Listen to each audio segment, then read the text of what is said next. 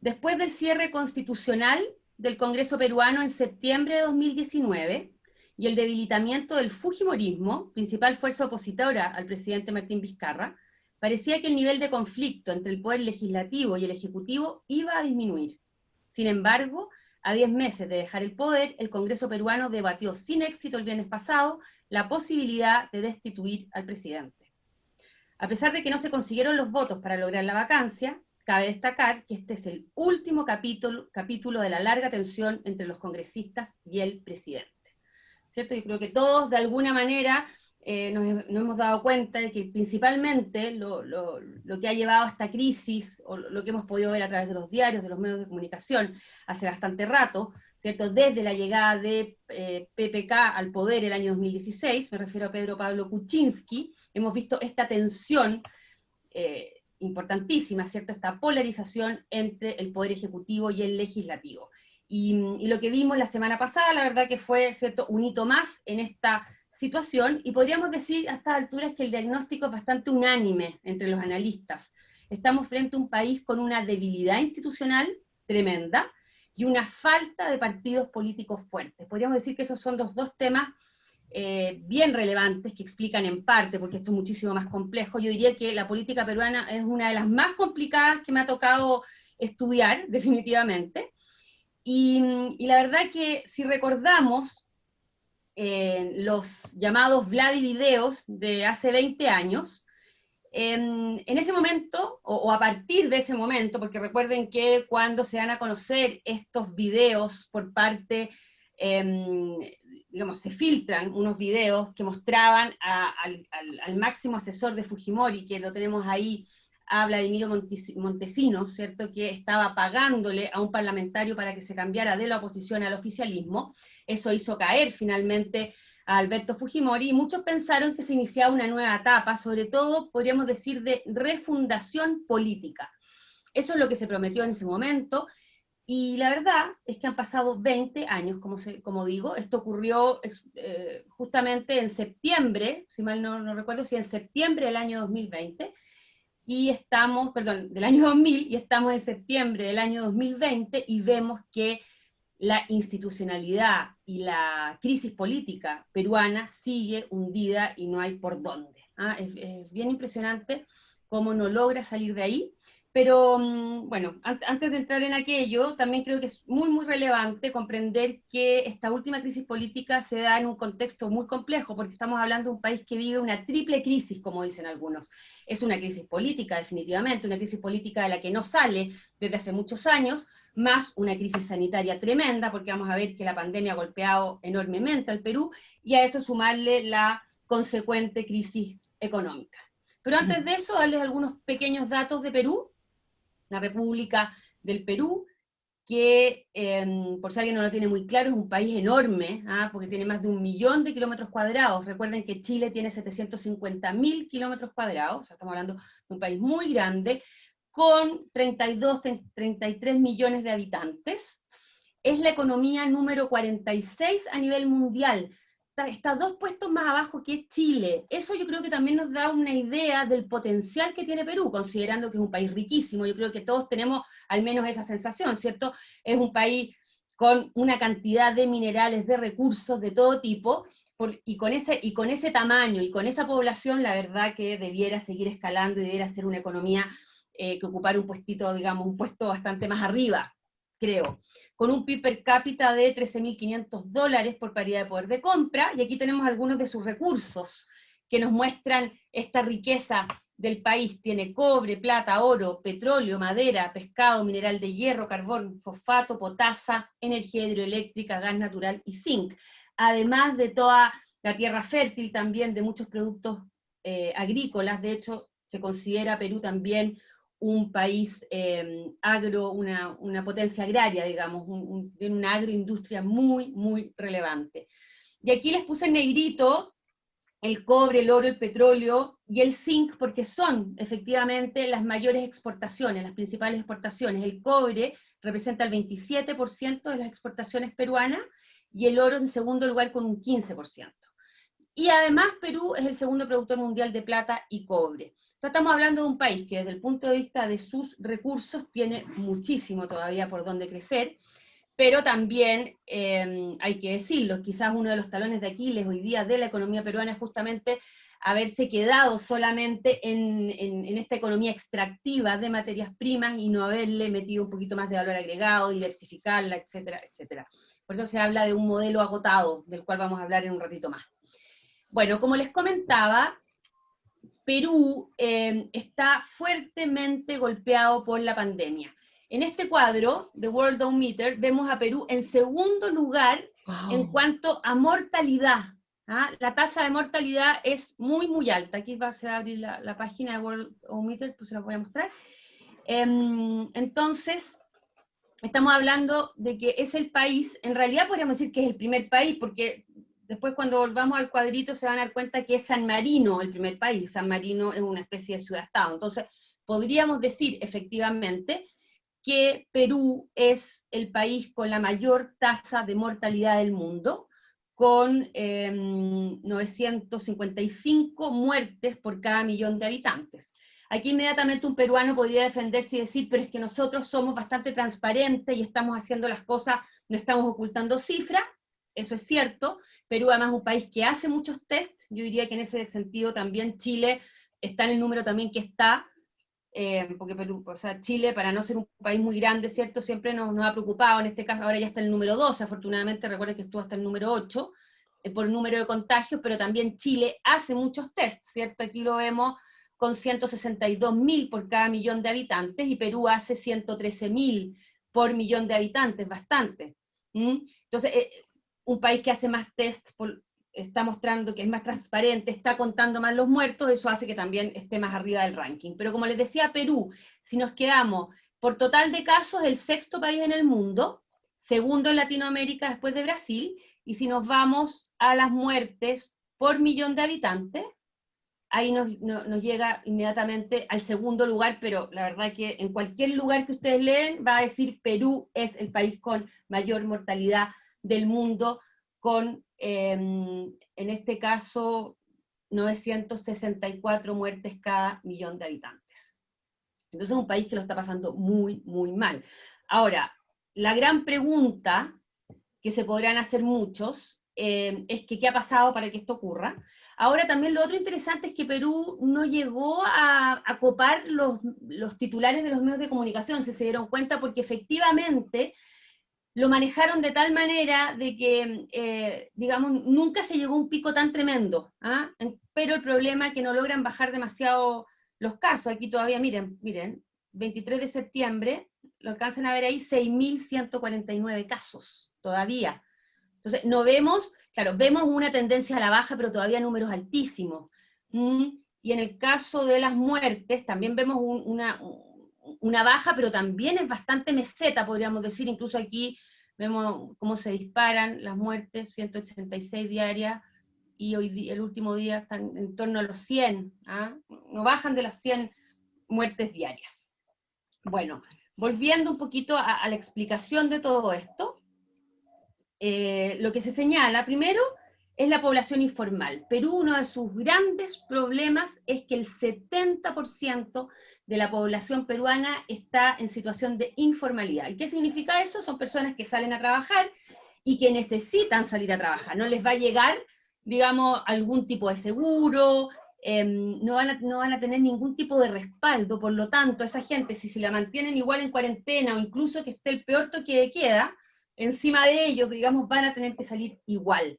De hecho, recuerden que Perú es uno de los primeros países que toma medidas sumamente drásticas, ¿cierto?, a mediados de marzo, y eso también es lo que explica el por qué Martín Vizcarra también tiene o sea, alcanza una popularidad de más del 80% en marzo, porque la población ve que el gobierno está tomando el toro por las astas, se está haciendo cargo del tema, está haciendo algo, pero la verdad es que la gente que no tiene que comer tiene que salir igual a trabajar, tiene que conseguir su sustento, y eso obviamente dificulta muchísimo el aislamiento.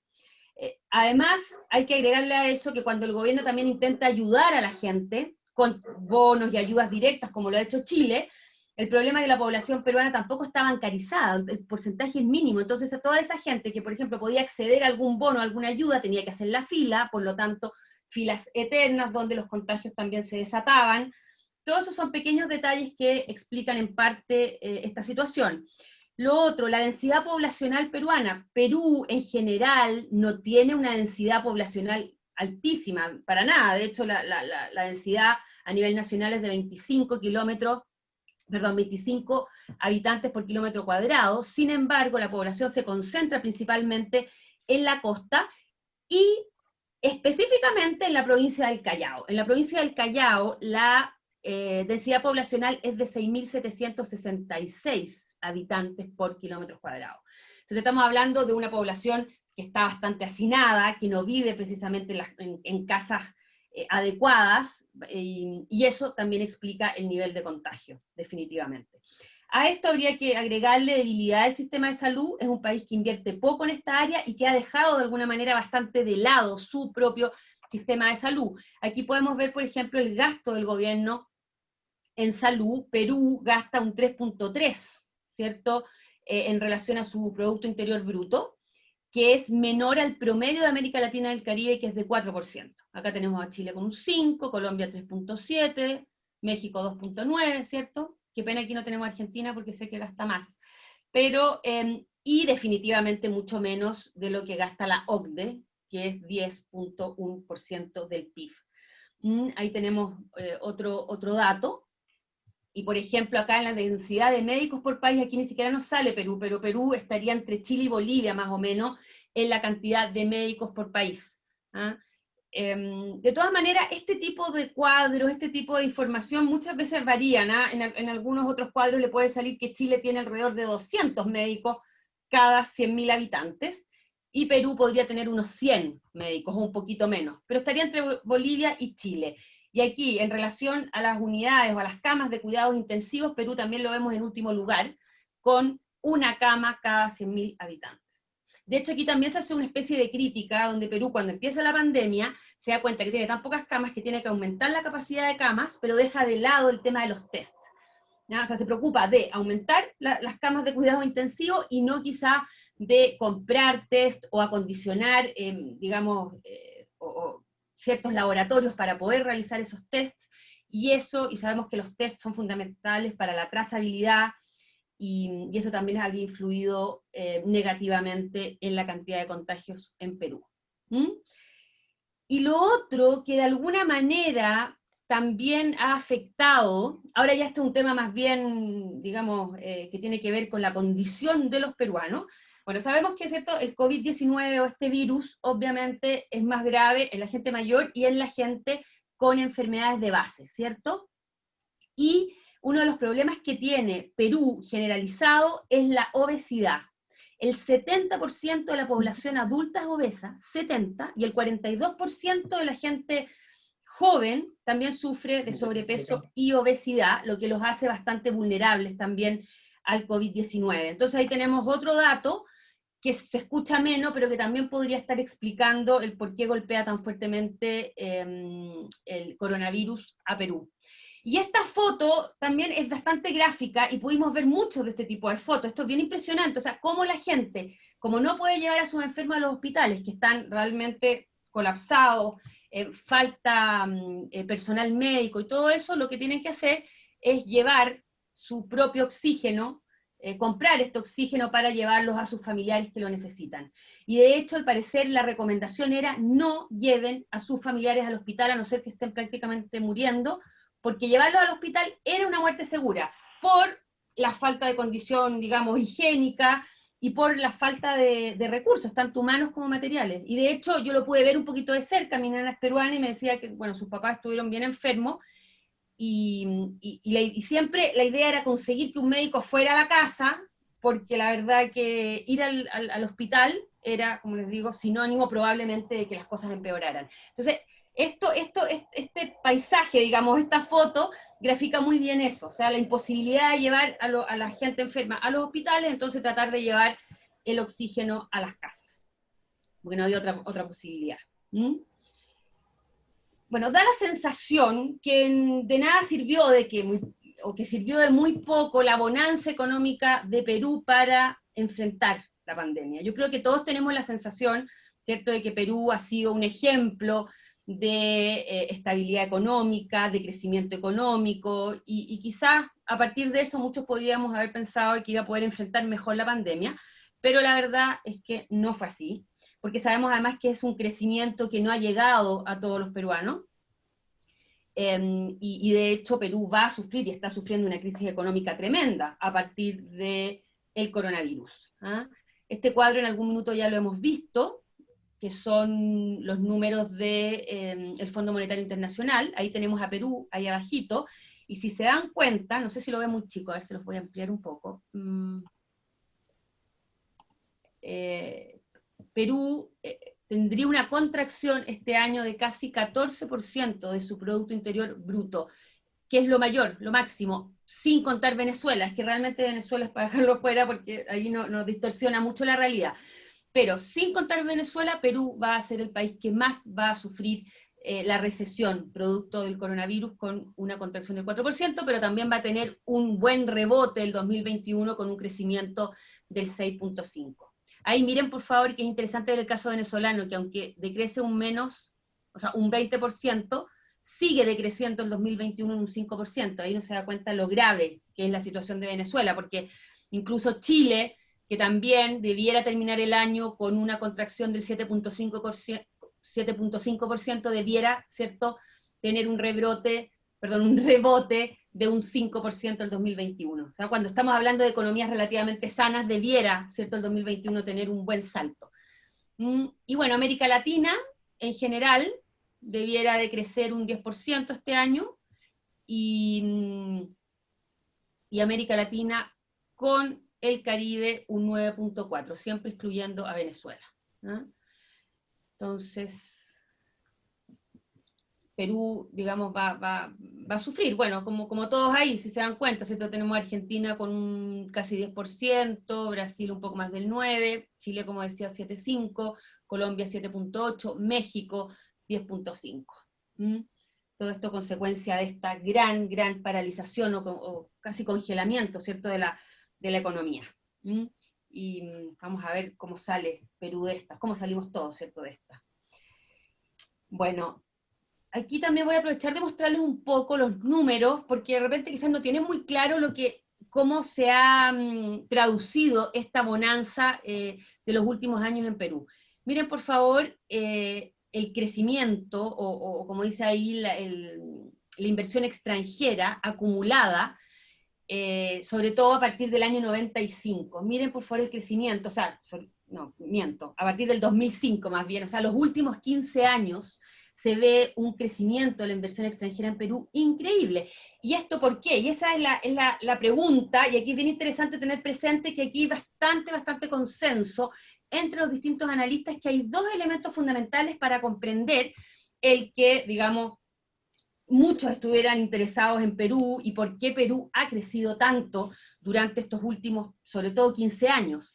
Y es básicamente por dos elementos. Primero, por la estabilidad macroeconómica. Es un país que se ha preocupado de no gastar más de lo que logra, digamos, producir o recaudar, no tener déficit fiscal, no imprimir más billetes de los que realmente debe imprimir. O sea, ha sido sumamente cauteloso, muy prudente con las cuentas públicas, y eso definitivamente ha dado buenos resultados y le ha dado tranquilidad también a los inversionistas, lógicamente.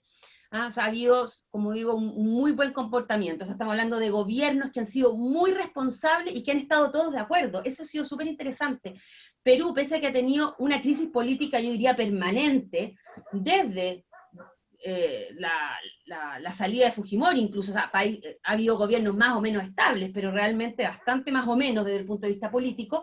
Todos han estado convencidos en que la estabilidad macroeconómica no hay que tocarla, y eso es lo que definitivamente ha dado una cierta tranquilidad para la inversión.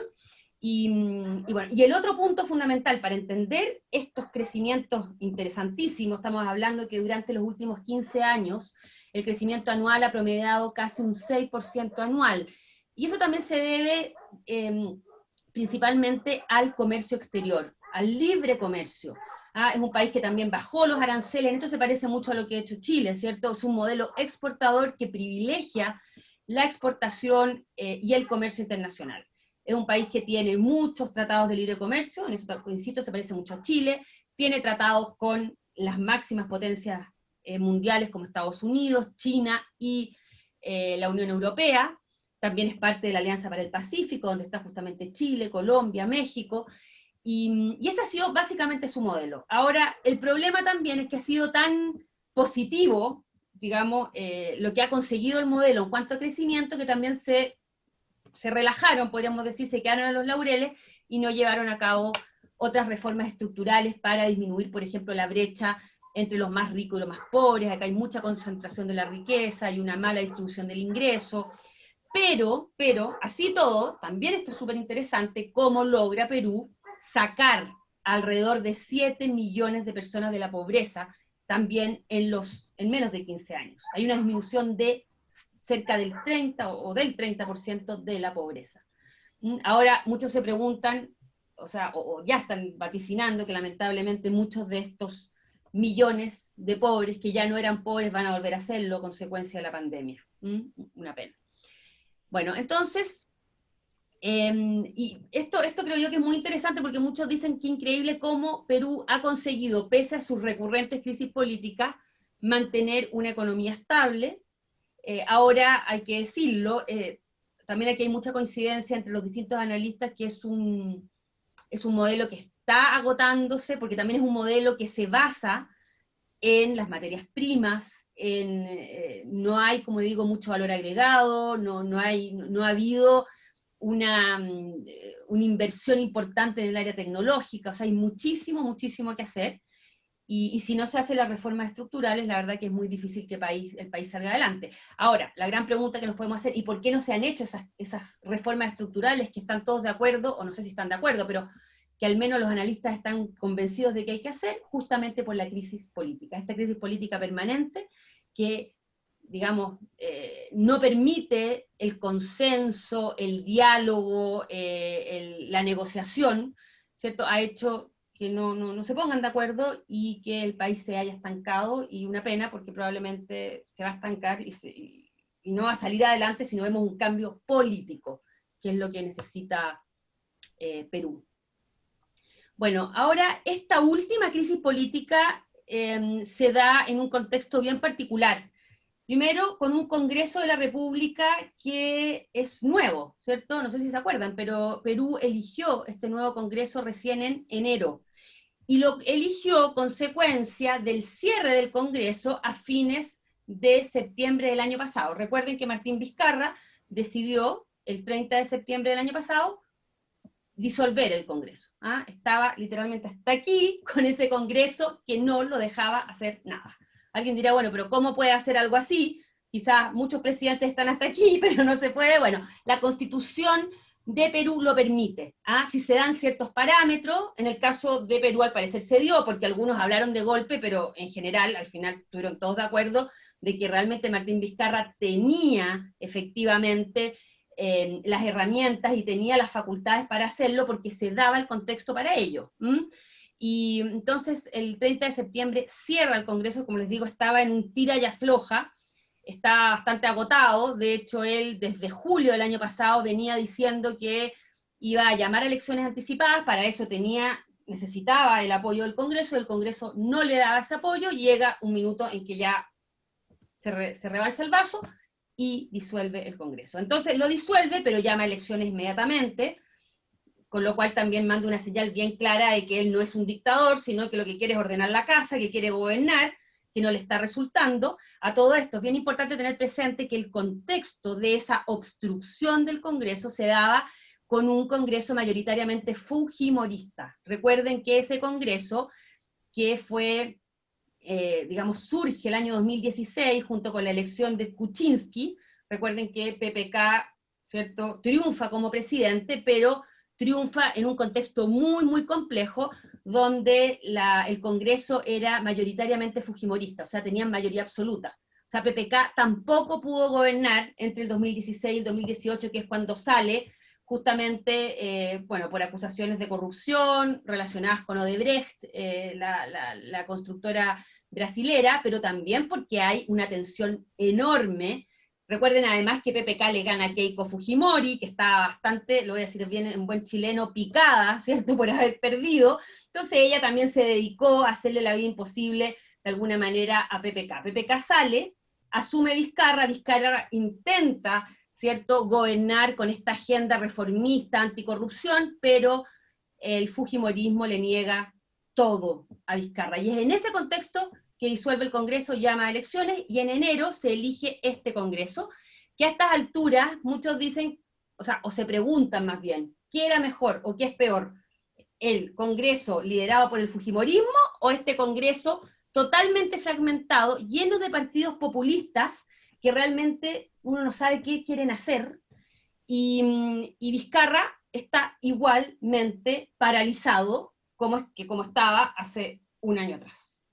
Entonces aquí también es bien interesante darnos cuenta de que Vizcarra efectivamente cuenta con el apoyo del pueblo, pero no tiene el apoyo, podríamos decir, del establishment peruano, o del elite peruana, o del empresariado peruano, como hay distintos ahí, en realidad es complicado, pero hay muchos que no lo apoyan porque encuentran que Vizcarra lo hizo muy mal, al haber, digamos, haberse arriesgado, haber disuelto el Congreso, haber llamado a elecciones, porque ¿qué ocurre? Si vamos viendo partido por partido nos damos cuenta de que prácticamente todos son populistas, son partidos políticos que surgen a partir de personas que tienen lucas, que es bien importante, tienen plata, y quieren hacer lobby para conseguir sus propios beneficios en el fondo, básicamente. ¿Ah? Entonces ha sido un desastre, un desastre. Y Vizcarra, entonces, este año, a partir de marzo, se ha enfrentado a un Congreso que quizás no es el Congreso del año pasado, que era, ¿cierto?, muy confrontacional y que estaba gobernado, digamos, estaba, ¿cierto?, mayoritariamente gobernado, como digo, por los fujimoristas, y ahora está mucho más dividido, pero con partidos políticos, digamos, bastante oportunistas y populistas. Aquí, claro, quizás se salva al menos por el nombre Acción Popular, porque es el único partido, entre comillas, histórico que hay en esta lista. Recuerden que si podemos hablar de partido histórico, es Acción Popular, ¿cierto? El APRA, el famoso partido de Alan García, y el Partido Popular Cristiano. Bueno, en todo caso, para irnos, digamos, darnos cuenta un poquito cuál es la situación, si se dan cuenta, aquí los fujimoristas son fuerza popular, por si acaso, solo se quedan con 15 escaños, es decir, disminuyen en un 70% su representatividad. ¿Ah? Fuerza popular, ¿ah? Ese es el partido fujimorista. Y eso que nos demuestra, que también el pueblo peruano estaba agotado, se da cuenta que el fujimorismo, digamos, no le permitió a su presidente gobernar, y recuerden que están muy salpicados también de corrupción, y el APRA, el otro partido histórico, también sale, que estaba aliado con el fujimorismo, por si alguien no lo recuerda, ni siquiera consigue representación dentro del Congreso.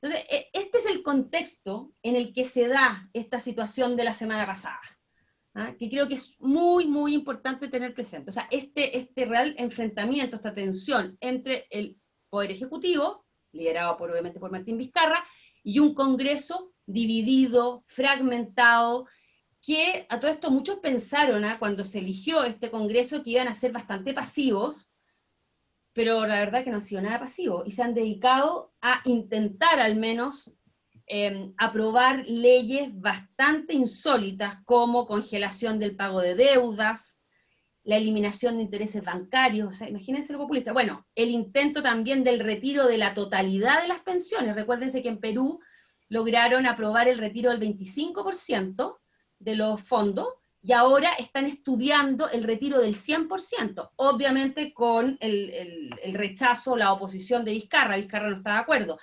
Pero entonces son partidos políticos que en fondo se desataron, podríamos decir, y con tal de conseguir el apoyo del pueblo, se han dedicado a aprobar leyes insólitas.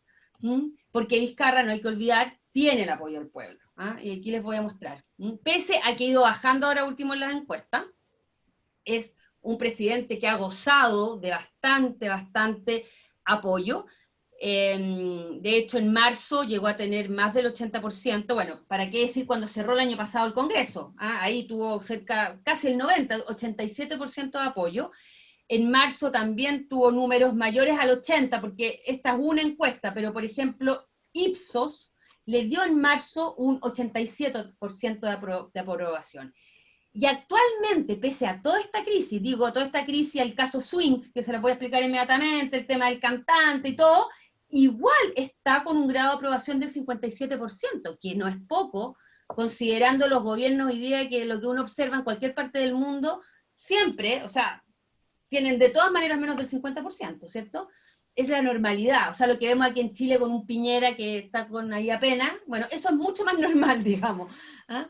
Bueno, y entonces vemos un presidente que al comienzo logra bastante apoyo del manejo de la pandemia, pero con el tiempo y con los errores cometidos va esto en bajada, y es en ese contexto, también esto para darles más ejemplos de cómo ha sido, digamos, esta tensión y esta obstrucción por parte del Congreso. Bueno, como esta línea, ¿cierto?, venía a la baja, a Martín Vizcarra se le ocurre la genial idea de hacer un cambio de gabinete. Bueno, lo que hacen generalmente, ¿cierto?, los mandatarios cuando se ven bastante acorralados. Y él propone a Pedro Cateriano como presidente del Consejo de Ministros. Por si acaso, Pedro Cateriano había sido ministro en la época de Ollanta Humala, es del círculo íntimo de Vargas Llosa. Bueno, y el Congreso no le acepta a Vizcarra el nombramiento de Pedro Cateriano, algo que no había ocurrido nunca, o sea, por lo menos desde la vuelta a la democracia. Por primera vez en 19 años, los parlamentarios no le otorgaron la confianza al nuevo gabinete. O sea, aquí ya, digamos, el Congreso está desatado, que no quiere darle nada al señor Vizcarra. Y bueno, aunque le mandaron el mensaje de que no querían a Cateriano, igual lo puso, sí que no duró unas semanas y tuvo que sacarlo, no le quedó otra. Y bueno, y en ese contexto nombró entonces a Walter Martos, que es un militar en retiro, que era el ministro de Defensa, y bueno, a él sí se lo aguantaron. En realidad casi todos los analistas decían que era imposible que le negaran nuevamente otro, era mucho. Sí, en el fondo lo que le interesaba al Congreso era dejarle clarito a Vizcarra que estaba en una posición de debilidad y que el Congreso iba a seguir, digamos, tratando de imponer su agenda. Bueno, entonces este es digamos, este es otro hito fundamental.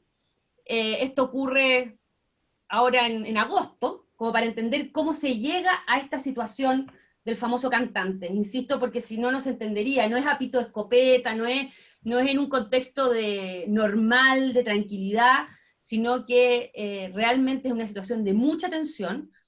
Y ya podemos ir concluyendo entonces que desde que Vizcarra llega al poder en marzo del 2018, no hace más que sufrir, entre comillas, en su relación con el Congreso. Primero con los fujimoristas, aliados al APRA, y luego con este nuevo Congreso bastante particular de muchos partidos populistas, oportunistas, y por ejemplo, no les dije, pero me voy a ir un segundo para atrás, tenemos al FREPAP, por ejemplo, que es una especie de partido mesiánico, que nadie sabe si es evangélico, judío, cristiano.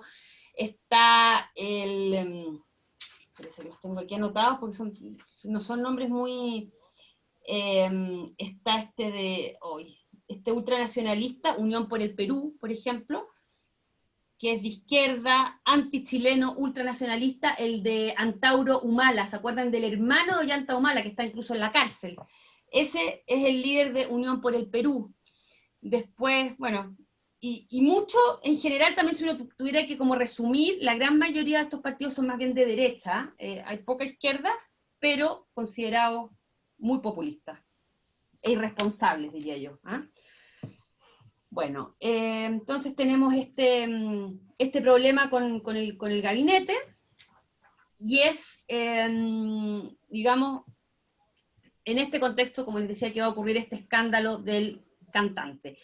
Ahora, Vizcarra se ha destacado por su agenda anticorrupción, por intentar hacer la reforma política, y él lo que ha estado intentando hacer en el último tiempo es eliminar la inmunidad parlamentaria e impedir la postulación de cargos públicos a personas sentenciadas por corrupción.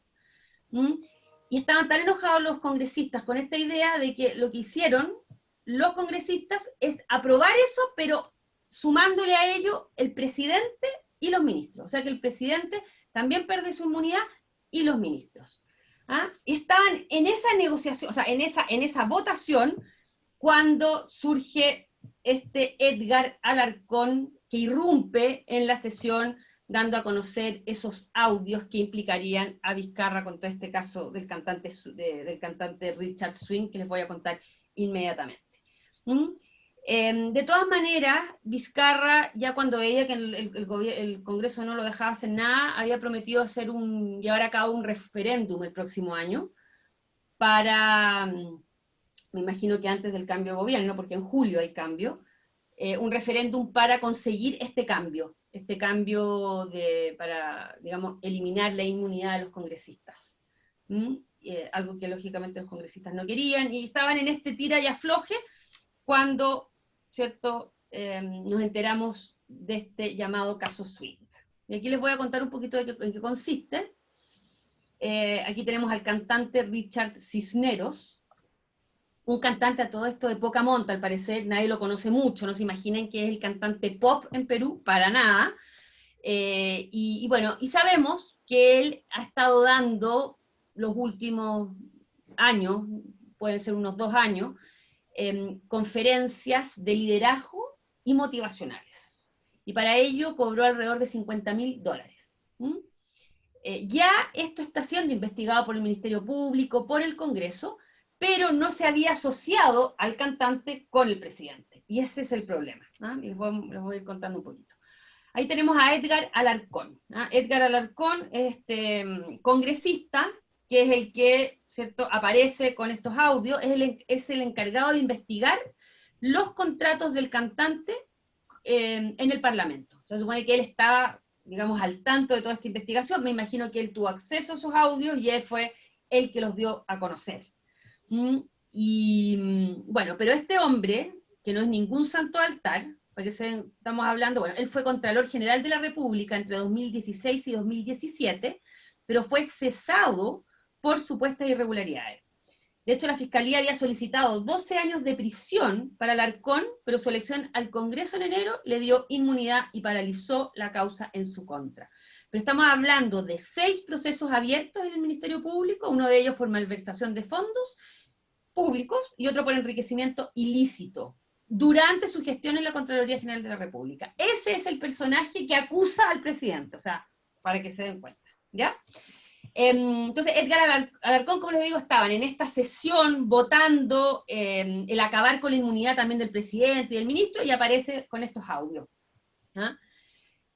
Aquí tenemos a Miriam Morales. Miriam Morales era la mano derecha de Vizcarra como secretaria general de la presidencia, y ella se supone que habla en estos audios. A todo esto, ¿qué hay en los audios? Por si acaso no lo saben, básicamente se escucha la voz de Vizcarra diciendo que hay que decir que entró 2 veces, por ejemplo, en lugar de 5. O sea, lo que quiere hacer Vizcarra es obligar supuestamente a mentir a su gente más cercana de su relación, entre comillas, con el cantante. Porque supone que el cantante muchas veces fue a la presidencia porque tenía este contrato con el Ministerio de Cultura. Entonces lo que uno podría deducir de los audios es que lo que trata de hacer Vizcarra es decirle, por ejemplo, a Miriam Morales o a la misma Karen Roca, miren, ha venido este cantante, pero vamos a decir que ha venido menos, a propósito de la investigación de la Fiscalía y del Congreso. Y eso supuestamente es lo grave, ¿cierto? Que Vizcarra haya, de alguna manera, incitado a mentir a su círculo más íntimo. Y ahí tenemos Karen Roca. Karen Roca, ¿quién es? Asistente del despacho presidencial, y ella fue la que grabó, como ella misma admitió. O sea, esto no es especulación. Ahora, la gran pregunta que uno se hace es si esto fue todo espontáneo o hubo una conspiración, que es lo que vamos a ver ahora. Y tenemos aquí al beneficiado.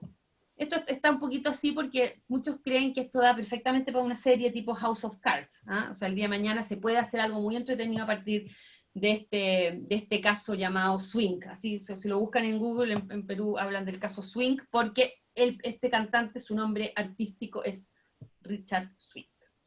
Y bueno, y Manuel Merino es el jefe del Congreso, y él es el que habría sucedido a Vizcarra en el caso de que se hubiese votado a favor de la vacancia. Habría sido el beneficiado.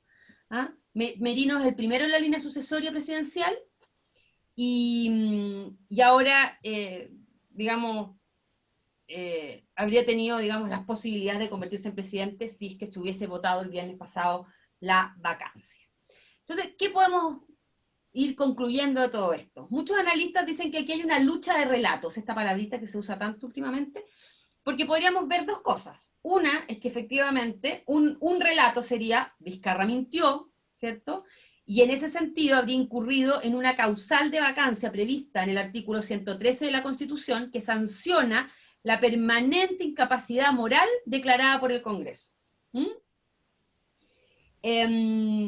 Y de hecho, al parecer, muchos congresistas consideraron eso, o sea, que había mentido, que esto era inaceptable, y el 11 de septiembre, es decir, hace relativamente pocos días, el Congreso admitió por 65 votos a favor la moción de vacancia, es decir, votar luego si es que sacaban o no al presidente. ¿Ah? Entonces, esa, como digo, es una visión que Vizcarra, ¿cierto?, había que sacarlo por incapacidad moral, por haber mentido él, porque a todo esto no solamente habría obligado a mentir a este círculo íntimo, sino que él habría mentido al señalar que no tenía ninguna relación con Richard Swing. Lo tenemos ahí. ¿Ah? Que solamente lo conocía porque lo apoyó en la campaña o fue parte de la campaña presidencial de 2016, cuando se midió, ¿cierto?, Kuczynski con Keiko Fujimori, y donde, bueno, Vizcarra era su segundo. Recuerden que Vizcarra era el compañero de fórmula de Kuczynski, pero cuando Kuczynski sale del poder, este señor Vizcarra estaba no sé si se acuerdan, de embajador en Canadá. ¿Y por qué les comento esto? Esto es súper interesante y es algo que yo al menos no había visto. Yo hoy en la mañana, en la charla de la mañana, una de las chicas que me sigue, una mexicana que vive en Lima, nos pudo dar un poquito más algunos otros antecedentes, y ella nos decía, bueno, ese es el mejor ejemplo también de la poca cercanía que había entre Kuczynski y Vizcarra, porque Kuczynski, imagínense, el presidente, manda a su vicepresidente de embajador a Canadá, o sea, una cosa, y eso también demuestra que fue una fórmula muy, digamos, instrumental. ¿Por qué? Porque Vizcarra, al parecer, y eso se lo ha demostrado, es un hombre bastante cercano al pueblo, contaba con una popularidad muy importante en comparación a Kuczynski, que nunca logra conectar con el pueblo. Entonces, eso fue, digamos, pensado así.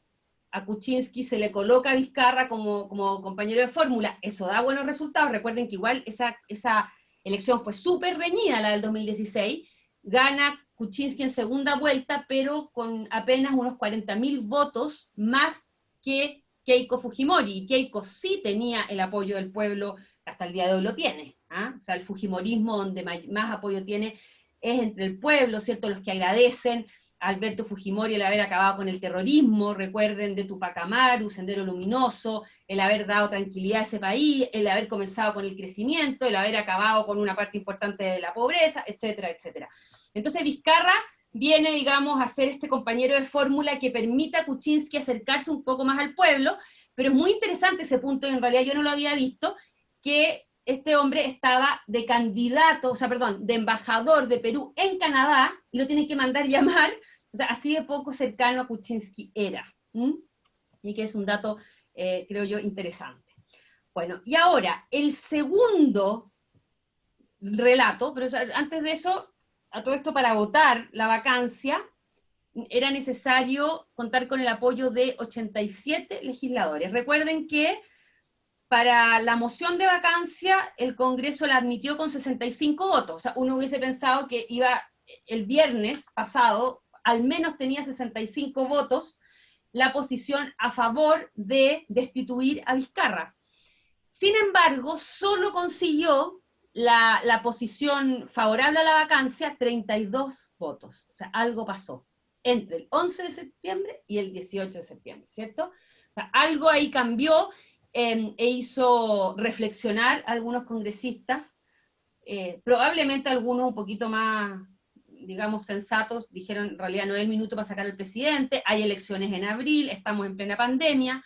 De hecho, la misma Keiko Fujimori emitió también su declaración diciendo que encontraba que no era el momento de sacar a Vizcarra del poder. Sin embargo, hay otro dato que es fundamental, y es que aparece, voy a volver a Merino, a Manuel Merino, o se conoce más bien, que él toca la puerta de los cuarteles, podríamos decir. ¿Por qué? Porque él llama por teléfono al jefe del Comando Conjunto de las Fuerzas Armadas, que nunca le atendieron el teléfono, así que eso lo dejamos check, pero también después llama al comandante general de la Marina, y parece que él sí le contesta, y eso fue visto como que Merino estaba detrás de una especie de conspiración y estaba armando todo para quedarse con el poder y con el apoyo de las Fuerzas Armadas.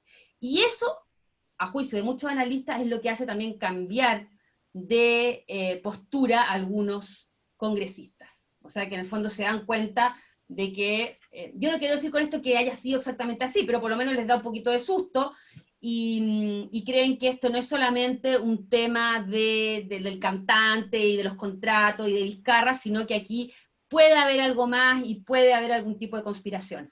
Ahora, es bien interesante cómo, a diferencia de otros casos, digo, de tipo de casos de corrupción, de escándalos en otros países del mundo, en este caso particular de Perú estuve leyendo varios análisis de distintos cientistas políticos peruanos, y muchos coinciden que esto tiene al menos tufillo a conspiración. O sea, quizás no es algo que haya estado realmente armado, pero que es muy raro. O sea, por ejemplo, que quizás esos audios se hubiesen conseguido, o sea, que hubiesen conseguido que Karen Roca, por ejemplo, grabara y que incitara una conversación en ese sentido, ¿se fijan?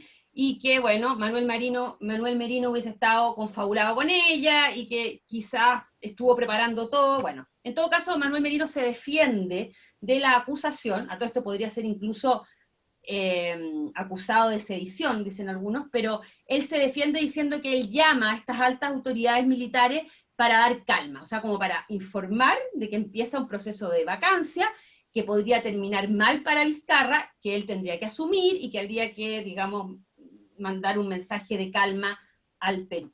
¿Mm? Así que ese es el segundo relato, ¿cierto? Tenemos el primero de esta mentira y de este escandalillo, por un lado, y el otro, esta conspiración, que es en el fondo la visión que al final juega a favor de Vizcarra, hay que decirlo. ¿Mm?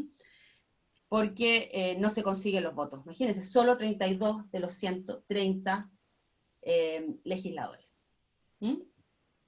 Pero en algún momento se pensó que podría salirse, eso es lo increíble.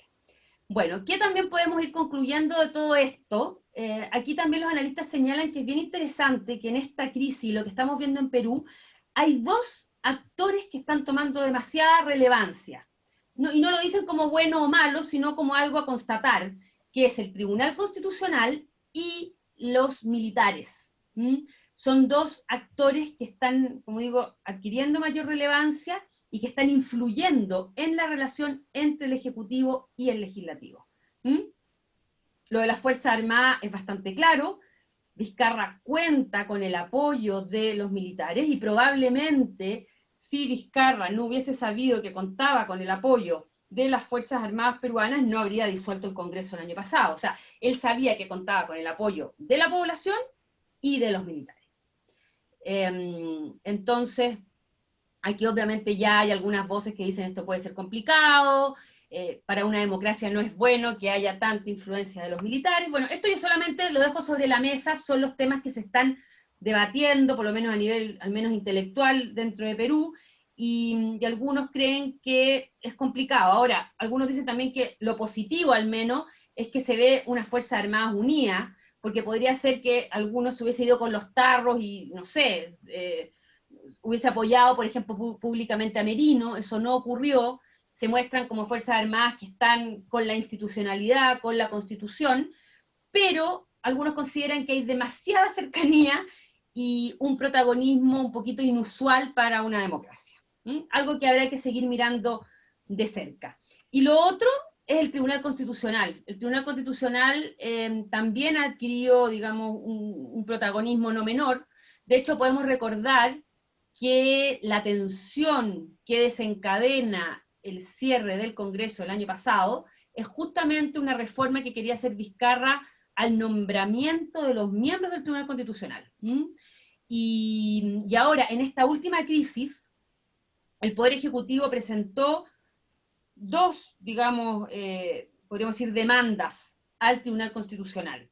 Una demanda llamada competencial y una medida cautelar. Les explico inmediatamente. Lo que hace el Poder Ejecutivo, es decir, básicamente el presidente, es pedirle al Tribunal Constitucional que esclarezca cómo debe interpretarse la causal de incapacidad moral permanente.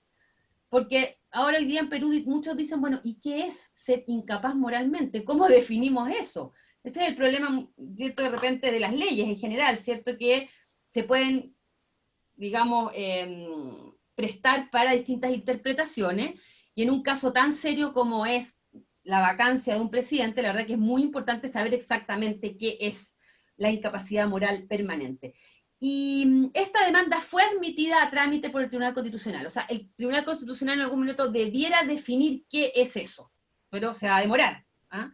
Y lo otro que pidió también el Poder Ejecutivo era que el Tribunal Constitucional paralizara el procedimiento de vacancia hasta que el tribunal definiera qué se comprende por incapacidad moral.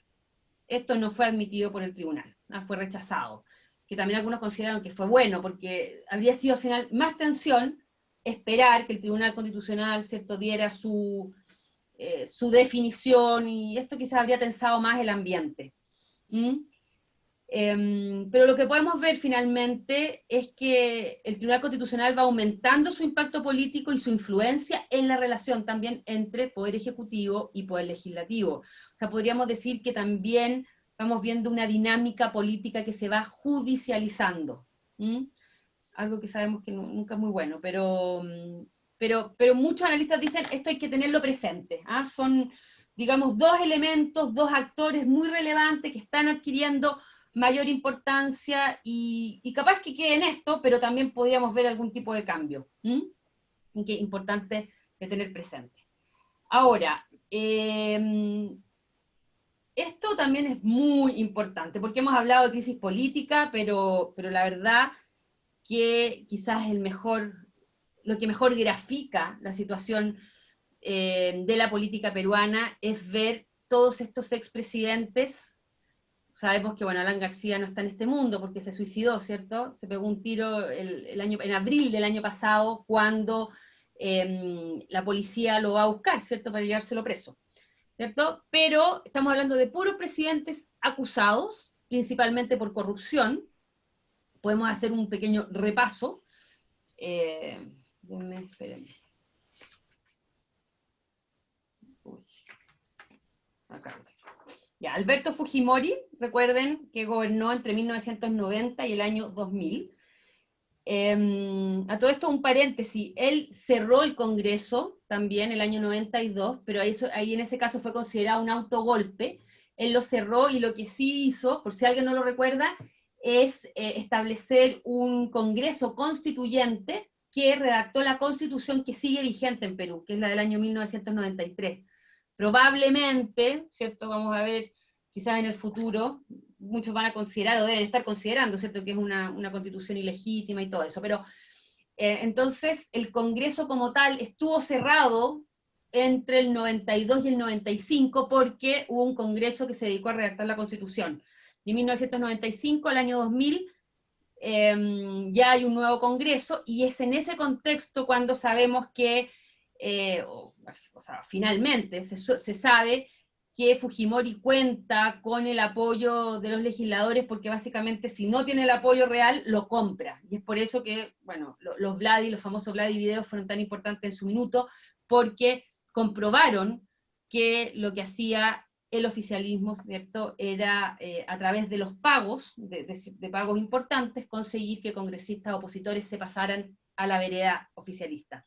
Bueno, Alberto Fujimori está condenado por crímenes de lesa humanidad. O sea, él, digamos, finalmente deja el poder por un tema de corrupción, porque su mayor asesor, Vladimiro Montesino, ¿cierto?, le pagaba, y bueno, y parece que todo lo arreglaba con plata, pero lo que lo tiene en la situación en que está, digamos, son crímenes de lesa humanidad que tienen principalmente relación con dos masacres importantes que, de todas maneras hay que decirlo, no son masacres a personas cualquiera, sino que son personas que eran consideradas terroristas en su minuto, y también él está implicado en al menos 2 secuestros. Bueno, mucha gente fue secuestrada, hay gente que desapareció en el gobierno de Fujimori, pero él estaría implicado directamente, o lo que se entiende, al menos en 2 secuestros.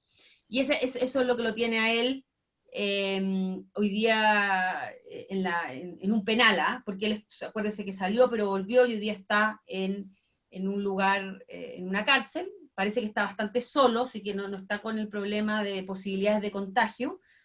Y bueno, y su hija, Keiko, también está complicada, pero también ahora está con, no arresto domiciliario, está un poquito más mejor, está teniendo que ir a firmar, pero no puede salir de la ciudad sin permiso, y al parecer se le dio la posibilidad de que se fuera a su casa justamente para no estar en la cárcel y no arriesgarse a contraer el coronavirus. Ahí tenemos también a Alejandro Toledo, que fue presidente entre 2001 y 2006, está esperando su extradición desde Estados Unidos y está acusado de recibir hasta 35 millones de dólares por parte de Odebrecht, la constructora brasilera, ¿cierto?, que sabemos que aceitó a muchos políticos de América Latina. Impresionante. Luego Alan García, recuerden que gobernó en 2 periodos, 1985-1990, que ahí fue tremendamente, ¿cierto?, todos consideraron que fue un ladrón, terrible, aparte que llegó al país con, bueno, lo dejó con una inflación enorme. Bueno, es en ese contexto, de hecho, el que llega después Fujimori. Yo creo que es importante tenerlo presente. Este outsider de la política, ¿cierto?, que consigue el apoyo popular, un apoyo popular importante. Bueno, y Alan García vuelve. Es impresionante cómo un muerto político resucita y logra gobernar nuevamente entre 2006 y 2011. Y él, como les comentaba, se disparó cuando la policía iba a detenerlo, justamente en abril del año pasado, por el escándalo de la constructora brasileña también. Es bien increíble, por el caso de Perú son muchos los que estuvieron, se vieron beneficiados, entre comillas, por las lucas de Odebrecht o el caso Lavallato. Ollanta Humala, que gobernó entre 2011 y 2016, podría enfrentar 20 años de cárcel por lavado de activos, está en ese proceso, incluso su señora, Nadine Heredia, también está en las mismas, y Kuczynski, que gobernó finalmente poquito, 2016 a 2018, a veces están bajo arresto domiciliario también por el caso Lavallato. O sea, todos los presidentes, expresidentes vivos están o en la cárcel o en arresto domiciliario. Ese es el panorama. Ahora, también muchos dicen que esto es bueno y malo. Bueno, porque a juicio de muchos dicen, bueno, la justicia funciona, el presidente no está por sobre la justicia, pero al mismo tiempo a cualquier presidente le da pánico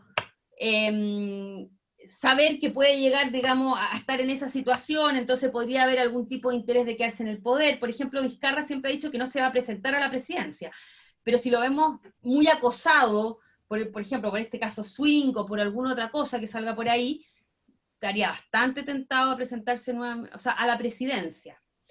Por si acaso, Perú no tiene reelección inmediata, pero entiendo que como Vizcarra está en forma interina en la presidencia como sucesor de Kuczynski, se podría presentar a las elecciones de abril, aunque él ha dicho que no. Así que vamos a ver qué ocurre.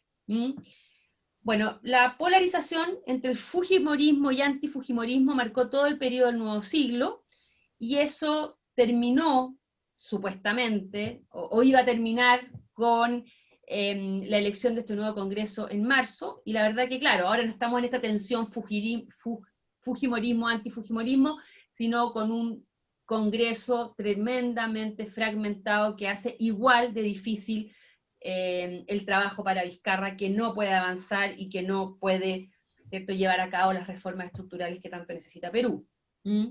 Se habla de debilidad de partidos políticos, se dice que hoy día los partidos políticos básicamente son vehículos personalistas. También es increíble, pero el hecho o sea, se hizo una reforma para el financiamiento de los partidos políticos y eso ha hecho que los partidos hoy día sean mucho más pobres. Lo cual, claro, puede ser bueno porque esos partidos quizás no se van a meter digamos, no van a tratar de conseguir financiamiento en forma ilícita, pero al ser más pobres, ¿quiénes son los que realmente al final forman un partido político? El que tiene lucas, el que tiene plata. Entonces vemos que básicamente los que están hoy día en el Congreso son muchos empresarios que además han hecho su patrimonio no siempre de la manera más transparente, y son los únicos que tienen alguna posibilidad de llegar a la política. Eso también es bien tremendo. Y lo otro que se me olvidó decirles, y que es realmente importante también para entender este Congreso actual, que es bastante curioso por decirlo poco, es porque también una de las cosas que consiguió Vizcarra cuando llega al poder, bueno, él intenta hacer los cambios, no le resulta, entonces hace un primer plebiscito en diciembre del año 2018. Recuerden que él asume en marzo, cuando sale Kuczynski, y en diciembre, cuando ve que el fujimorismo no lo deja hacer nada, lleva a cabo un referéndum para conseguir algunos cambios. Entre esos cambios consigue que los parlamentarios no sean reelegidos. Algo que puede sonar muy populista y muy fantástico, porque uno dice, bueno, si son todos corruptos, mejor que se queden poco tiempo, pero también desde el punto de vista de los cientistas, políticos, de muchos analistas, fue una muy mala decisión. ¿Por qué? Porque al final el candidato que sabe que va a estar 4 años y se va a ir, realmente lo que va a buscar es un botín, y va a tratar de conseguir realmente cumplir con ciertos sueños, quizás enriquecerse, quizás conseguir llevar el agua a su molino, ¿cierto? Aprovechar esa instancia y no tener ningún proyecto mediano y largo plazo, porque quizás es malo, yo creo que no es bueno tener un parlamentario que esté 20 años, pero al menos ese parlamentario está obligado a medirse frente a su electorado, y ese electorado es el que lo reelige, ¿se fijan? Entonces, aquí muchos han criticado, digamos, esta reforma de Vizcarra, pero ¿a qué voy con esto?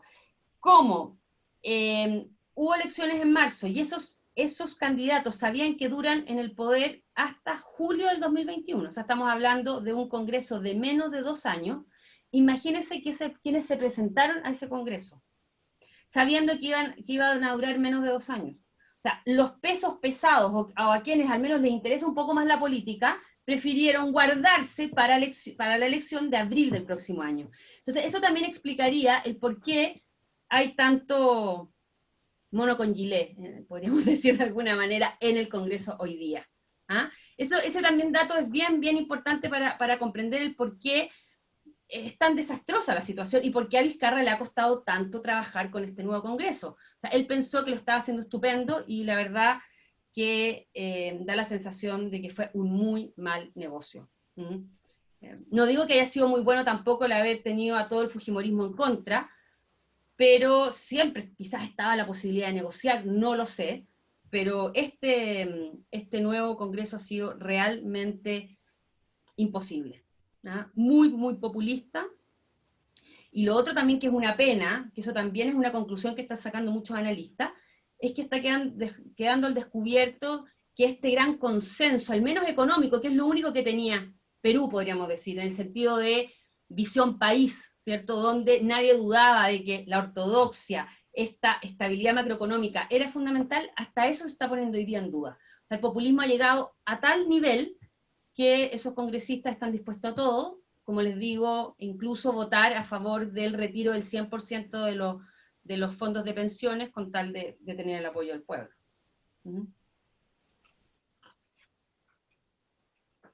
Bueno, podríamos ir concluyendo que el conflicto está lejos de acabarse. Como se ha mostrado, ha ido escalando y no tiene signos de llegar a un buen puerto.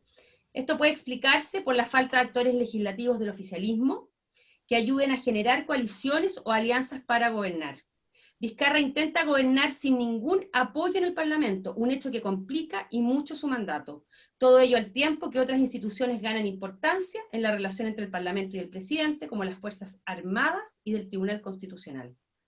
Habrá que tenerlos en cuenta para los próximos análisis políticos. Bueno, y lo otro que no se los dije explícitamente, pero me imagino que se lo habrán deducido, es que Vizcarra no tiene bancada parlamentaria y no tiene partido político. Él se supone que su partido político es PPK, Peruanos por el Cambio, pero que es un nombre bien acomodado a Pedro Pablo Kuczynski, ¿cierto? y su partido no participó en la elección. Me imagino por lo mismo que yo les comentaba, porque probablemente esos candidatos prefirieron guardarse para la elección de abril. Entonces vemos a un Vizcarra totalmente solo en el poder, que no tiene a nadie que entre comillas lo defienda en el Congreso, que eso es muy importante, o sea, alguien que al menos esté parando un poquito, tratando de negociar desde la otra vereda, no tiene a nadie, y algunos también han dicho que donde se ha equivocado Vizcarra, o sea, o quizás él debió haber hecho un intento al menos, por ejemplo, establecer un gabinete de, entre comillas, unidad nacional, quizás negociar con algún partido político, decir, bueno, yo coloco a tales ministros de sus partidos y con eso él hubiese tenido algo de apoyo, pero la verdad que él está gobernando con puros enemigos, básicamente, diciéndolo bien en simple. ¿Mm? Bueno, feliz, abierta a todas las preguntas, lo que me quedan. Pero yo resumiría que la política peruana está en una situación sumamente crítica. Y es también una política muy compleja, muy difícil. Aquí estoy. María José, Sí, Enrique. que te quería comentar que bueno, desgraciadamente en Chile tampoco estamos en una situación muy distinta. Por ejemplo, la proliferación de partidos políticos, eso de oponerse por oponerse a los proyectos del gobierno, en fin, bueno, por suerte no tenemos tantos presidentes corruptos, pero en otros aspectos en la Sí. política de acá estamos mal también. Sí, no, estoy de acuerdo, y de hecho si uno ve los análisis como más macros de América Latina, se parten así, o sea, hay una tendencia a nivel, por ejemplo, latinoamericano de surgimiento de nuevas fuerzas políticas, muchas de ellas que no tienen mucha consistencia, lo del obstruccionismo, o sea, hay muchas características que se van repitiendo, Sí. estoy totalmente de acuerdo, pero me da la sensación de que Perú es más grave, porque además estamos hablando de un presidente que ni siquiera tiene un partido político dentro del Congreso, entonces claro, en ese sentido es una situación más complicada, Ah, pero claro. estoy totalmente de acuerdo, o sea, hay un fenómeno, lo cual es tremendo, pero al mismo tiempo consuela un poco, creo yo, porque uno se da cuenta que no estamos, o sea, yo Claro. también estoy de acuerdo que estamos muy mal, pero no obedecemos a un fenómeno raro ni muy exclusivo, y uno dice qué hemos hecho, sino que, bueno, yo creo que hay una cosa mundial, pero además particular de América Latina muy difícil, muy difícil. María José,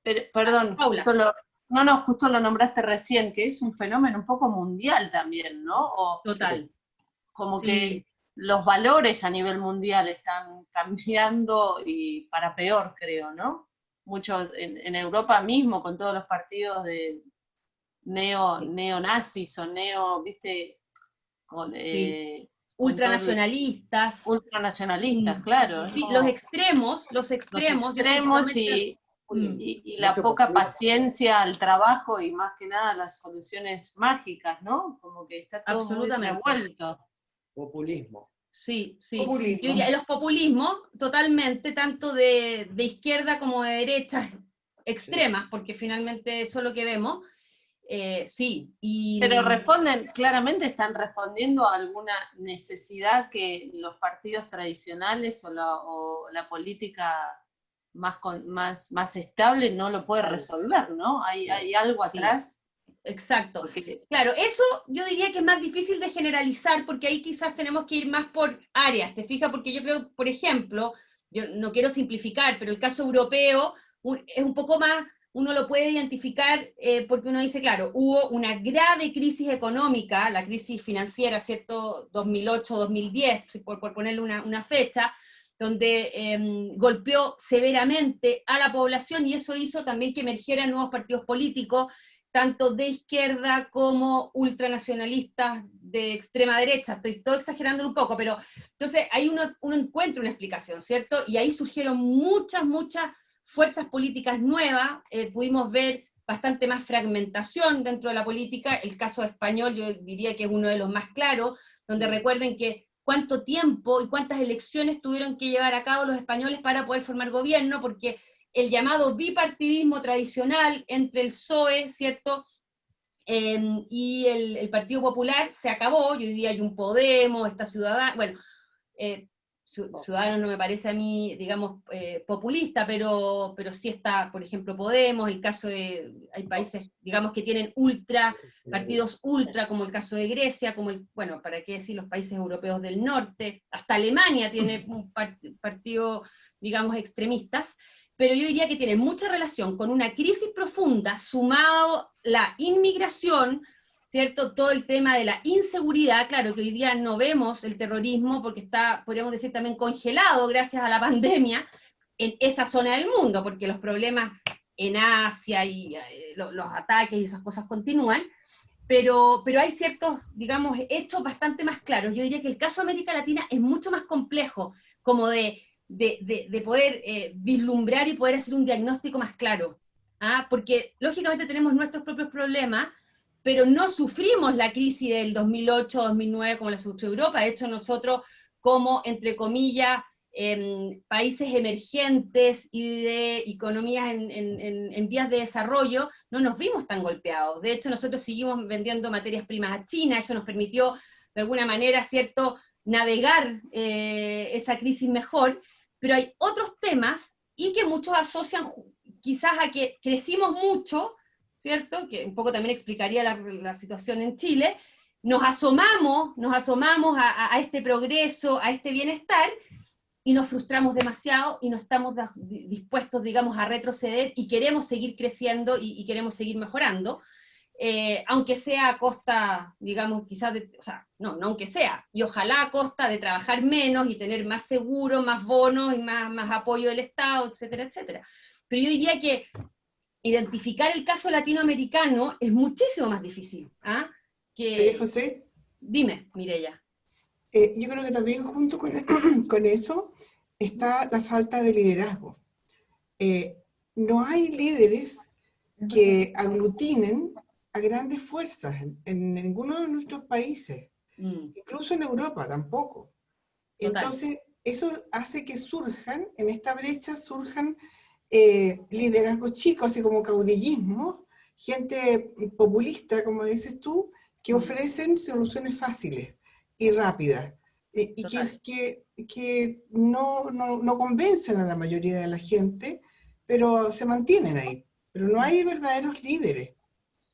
Mireya, ¿no? Y peor aún, creo yo, y algunos convencen y logran convertirse en presidentes, por ejemplo, ¿cierto? Y ese es el gran temor hoy día que hay en Perú, porque en Perú, por si acaso, no hay candidatos claros, o sea, porque yo les podría haber contado, miren, pero hay estas caras, hay más o menos, no, la verdad es que está súper confuso el panorama, pero lógicamente está el temor que digamos, en un terreno fértil para un outsider pueda llegar cualquier personaje.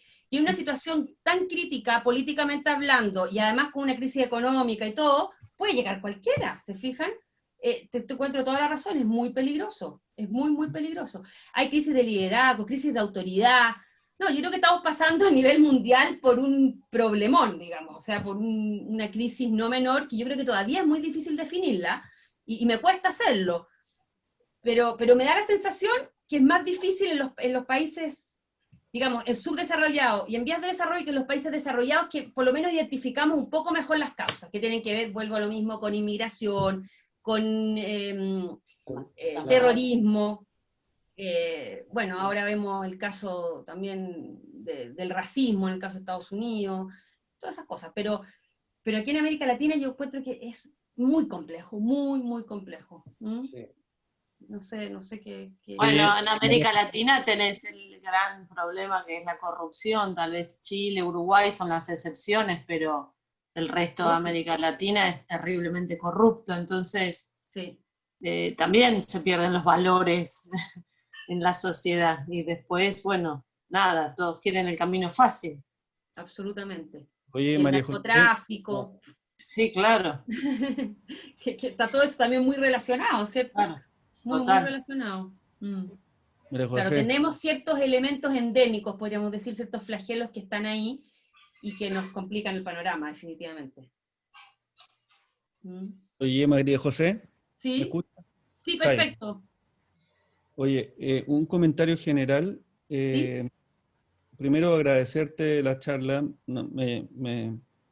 y agradecerte, digamos, que una de las cosas que más me atrae de tus charlas es que tengo la impresión me produce objetividad en tu análisis que no marcan una tendencia política de quien está relatándolo y que es una cuestión difícil de conseguir. En general, todos los que hablamos dejamos entrever entre nuestros comentarios y análisis una posición política. Y en el caso tuyo es notable que yo encuentro siempre objetividad y eso te lo agradezco. Muchas gracias. Lo que Eso se por un trata. lado.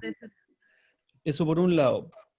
Por otro lado, quería comentarte que me preocupa de sobremanera el tema latinoamericano, como estaban comentando, y desde esa perspectiva insto por si en próximas charlas puedas ayudarnos con tu visión del resto de Latinoamérica, dado que a mí me pasa que estoy especialmente inquieto por el tema de los resultados que va a traer la pandemia, que eventualmente van a empobrecer aún más Latinoamérica, que es motivo en consecuencia de que en general los populismos aumenten y incluso estaba viendo recién en tus láminas la caída, digamos, o el estrés de las economías de los países latinoamericanos. Y recordé que ayer mismo estaban comentando que ¿cómo se llama? En Argentina, en el último trimestre se había producido una contracción del 19%. Es decir, en la lámina se quedó corta para los efectos de lo que eventualmente va a producir esta pandemia en todos los países sudamericanos. Sí. Te digo que eventualmente el cambio, por lo menos, que ha vivido Argentina en cuanto a los efectos de la pandemia en los últimos meses ha sido impresionante, porque ellos venían aparentemente con un nivel de control sobre la pandemia mayor y se desató en el último tiempo. Entonces, eventualmente eso va a ayudar aún más a quitarle estabilidad a la región. Entonces, tú ves que lo que nos estabas relatando recién en el Perú, bueno, los vecinos y en general el barrio lo va a sufrir bastante y probablemente se va a notar con mayor fuerza en el futuro. Sí. Oye, y lo último, ya no como comentario, sino que como consulta, me quedó preguntarte de qué partido era el señor que habría asumido en reemplazo de Vizcarra en el evento en que se hubiese producido, digamos, la vacancia. Es Acción Popular, pero lo quiero confirmar. Que sería este partido sí, de Acción Popular, que no sé si lo captaron, pero es de los pocos, diría, el único partido con representación, el único partido histórico con representación en el Congreso. Es un partido considerado centro-derecha, que nació en el año 56, al menos no era un partido de estos nuevos, que está lleno hoy día el Congreso. Así que eso dentro de... Probablemente va a dejar de ser histórico después de esto, pero oye, sí, bueno, y nada, y agradecerte y decirte que considerar, digamos, que por lo menos desde mi perspectiva, una de las cosas que ayuda al conflicto que tenemos en Latinoamérica es la debilidad de nuestras instituciones, que ha sufrido últimamente mucha desconfianza de la gente. Eso por un lado, la corrupción, por supuesto, y como contrapartida, las redes sociales. La fuerza que tienen las redes sociales hoy día para agrupar gente que levanten un punto es una cosa impresionante, al punto que, bueno, tú comentaste en alguna oportunidad, creo, la influencia de esta entidad, digamos, anglo, que no recuerdo su nombre, que es algo como Analytic, no sé qué, que se había metido hasta en las elecciones en Estados Unidos. Sí, sí. Pero en fin, Sí, eso me es olvidó, Cambridge creo que era. Cambridge Analytica, ¿sí? Sí, Creo. exactamente. Sí, sí, es un punto que yo no mencioné, pero yo creo que también hay que agregarlo al cóctel, incluso mundial, para entender toda esta crisis, o sea, lo que hablábamos de la crisis de liderazgo, bueno, todo el problema de los partidos políticos, de la representatividad y todo, hay que agregarle, bueno, estoy súper de acuerdo y quizás yo no lo mencioné, lo dejé entrever, que es la debilidad de las instituciones, estoy totalmente de acuerdo y de hecho podríamos decir que a esta altura está clarísimo que Perú o sea, gran parte de toda su crisis política tiene que ver con la debilidad de sus instituciones y que yo diría que es el gran mal que tiene América Latina, de todas maneras. Así es. De todas maneras. O sea, eso sin lugar a dudas, hay que subrayarlo y agregarlo al cóctel, de todas maneras. Así es. Así que muchas Mira, gracias, José, Franklin. quería agradecerte la Gracias. charla, me sirvió muchísimo, aprendí mucho de ella y me gusta también el contexto general, los comentarios, y me da siempre la curiosidad de seguir un poco en América Latina, o sea, con Colombia específicamente. Digamos, Sí, no, si vamos, todavía nos queda años, sí que iremos viendo algunos otros países, así que de todas maneras, y tratar de dar alguna visión general, ahí vamos a ver cómo lo abordamos, pero no va a ser el último, Adriana, así que no se preocupe. muchas gracias. ¿Ah?